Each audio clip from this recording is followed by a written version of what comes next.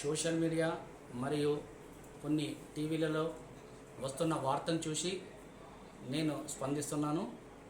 ఈరోజు తెలుగుదేశం వాళ్ళు నేను వాళ్ళకి టికెట్ కేటాయిస్తే 3 కోట్ల ఆఫర్ చేసినట్టు వాయిస్ మార్చి ఆడియో రిలీజ్ చేయడమైంది.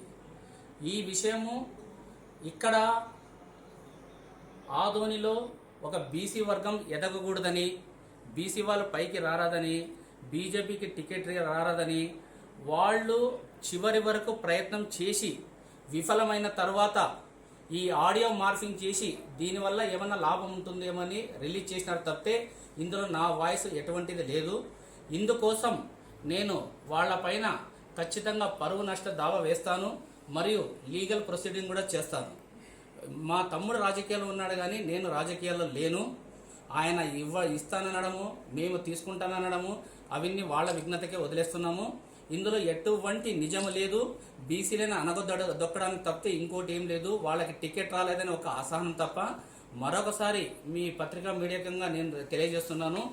ఈ ఆడియో వాయిస్ ఏదైతే చేంజ్ చేసి వాళ్ళు రిలీజ్ చేసినారో దీనిపైన పరువు నష్ట దావా వేసి లీగల్ సెల్ని సంప్రదించి కఠిన చర్యలు తీసుకోవడానికి కూడా మేము వెనకాడమని ఈ సందర్భంగా మీకు తెలియజేస్తున్నాం. అంటే వాయిస్ మీది కాదన్నది అందులో మాట్లాడింది కునిగిరి కాదు, మా వాయిస్ కాదు.